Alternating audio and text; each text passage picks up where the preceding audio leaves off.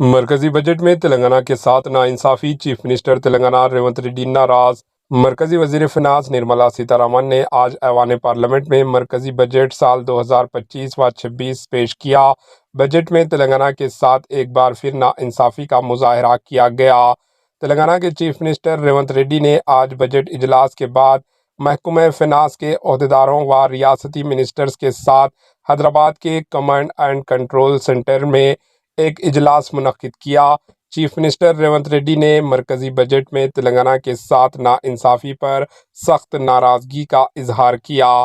وزیر اعلیٰ ریونت ریڈی نے مرکزی بجٹ و ریاستی حکام کی طرف سے لائحہ عمل پر حکام سے بات چیت کی۔ Bureau report, AHN news.